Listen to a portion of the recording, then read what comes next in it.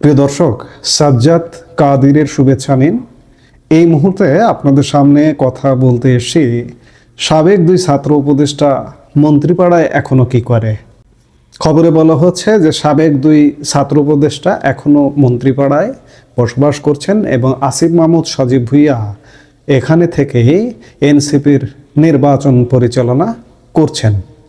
প্রায় 2 মাস আগে অন্তর্বর্তী সরকারের উপদেষ্টা পরিষদ থেকে পদত্যাগ করেন দুই ছাত্র প্রতিনিধি আসিফ মাহমুদ সজীব ভুঁইয়া ও মাহফুজ আলম।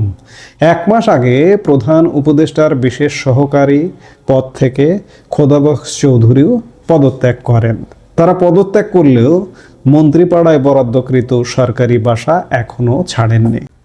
তারা কবে বাসা বুঝিয়ে দেবেন বা ছাড়বেন সে বিষয়ে সুনির্দিষ্ট কোনো তথ্য নেই গৃহায়ন ও গণপূর্ত মন্ত্রণালয়ের কাছে। এরই মধ্যে আসিফ মাহমুদ সজীব ভুঁইয়া জাতীয় নাগরিক পার্টি এনসিপির নির্বাচন পরিচালনা কমিটির চেয়ারম্যান ও মুখপাত্র হিসেবে দায়িত্ব পালন করছেন এই বাসভবন থেকেই। গৃহায়ন ও গণপূর্ত মন্ত্রণালয়ের একাধিক কর্মকর্তার কাছে জানতে চাইলে এ নিয়ে কেউ মন্তব্য করতে চাননি। সরকারি বাসা কেন ছাড়ছেন না সে ব্যাপারে পদত্যাগ করা ব্যক্তিদের সঙ্গে যোগাযোগ করলেও তারা কোনো মন্তব্য করেননি। সূত্রে জানা গেছে সরকারি বাসভবনে থেকেই তারা নিজেদের নিত্য কার্যক্রম পরিচালনা করছেন। ছাত্র উপদেষ্টা আসিফ মাহমুদ সজীব ভুঁইয়া হেয়ার রোডের ছায়াবীথি 6 নম্বর ডুপ্লেক্স বাংলোতে বাস করছেন। পদত্যাগের পর আসিফ মাহমুদ জাতীয় নাগরিক পার্টিতে যোগ দিয়েছেন। তাকে দলের মুখপাত্র ও নির্বাচন পরিচালনা কমিটির প্রধান করা হয়েছে। মন্ত্রীদের বাসভবনে থেকে নানান রাজনৈতিক কার্যক্রম পরিচালনা করছেন বলেও জানা গেছে। আরেক ছাত্র উপদেষ্টা মাহফুজ আলম ছায়াবীথি 3 নম্বর ডুপ্লেক্স বাংলোতে বসবাস করছেন, আর খোদাবক্স চৌধুরী থাকেন মিনিস্টার্স অ্যাপার্টমেন্ট 3-এ।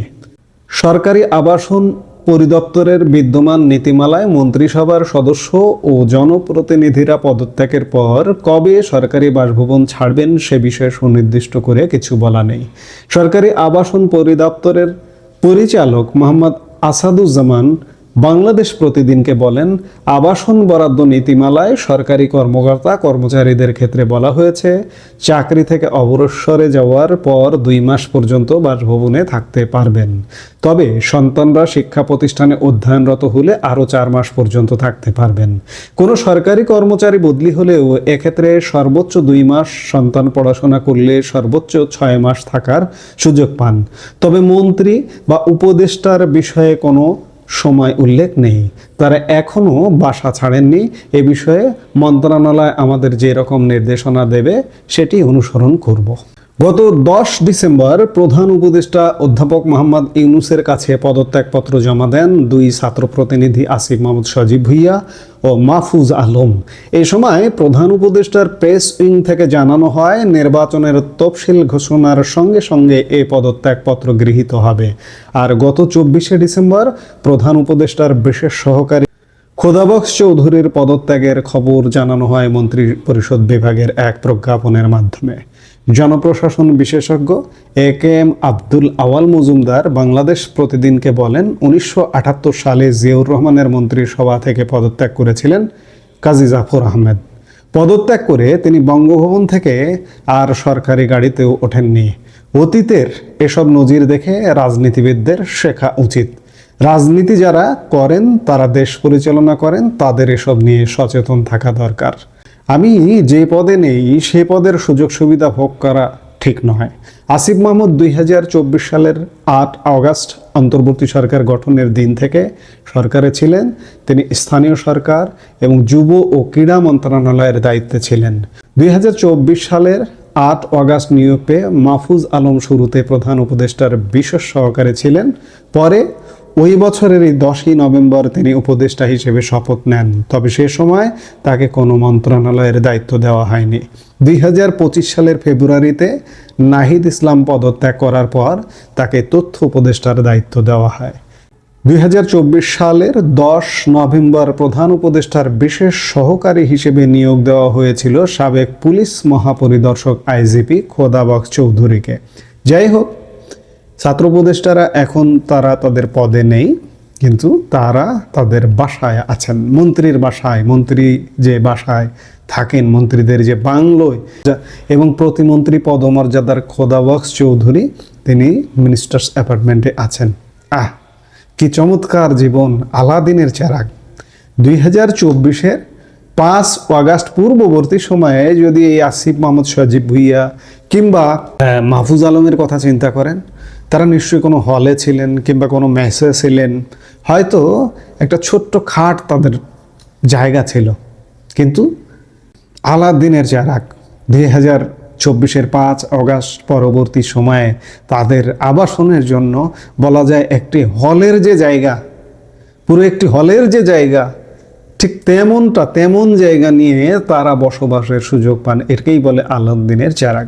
অথচ বেশ 2 মাস আগে তারা পথ ছেড়েছেন, এখনও তারা বাড়ি ছাড়েননি এবং সেখান থেকে নির্বাচনী কার্যক্রম চালাচ্ছেন।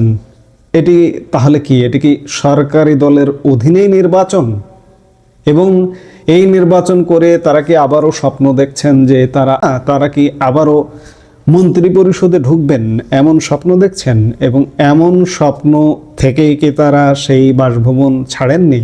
এই ঝামেলার কি দরকার, আমরা ছেড়ে যাব, আবার কদিন পরে আসতে হবে, এমনটাই কি?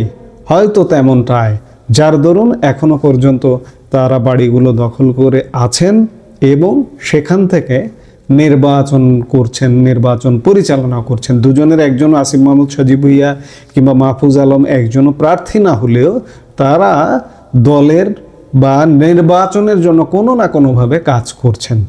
এটা কি নির্বাচন আচরণ বিধি লঙ্ঘনের সামিল কিনা, এটি নির্বাচন কমিশন বলতে পারবে, নির্বাচন কমিশন আইন বলতে পারবে। দেশটা একটা মগের মুল্লুক আসলে। হঠাৎ করে আলাদিনের চেরাগ পাওয়া মানুষগুলো এখন ধরাকে সরাজ্ঞান করছেন, যার দরুন এখনো পর্যন্ত বাসভবন দখলদারিত্ব কায়েম করে আছে। এবং সেখান থেকে কি ষড়যন্ত্র হচ্ছে নিশ্চয়ই, যে সরকার যাতে আবার এই সরকারি ধারাবাহিকতা বজায় থাকে। ইউনূস হয়তো সরকার প্রধানের জায়গাটা ত্যাগ করবেন, একজন প্রধানমন্ত্রী আসবেন এবং ইউনূস হয়তো রিপ্লেস হয়ে বঙ্গভবনে যাবেন, রাষ্ট্রপতি হবেন।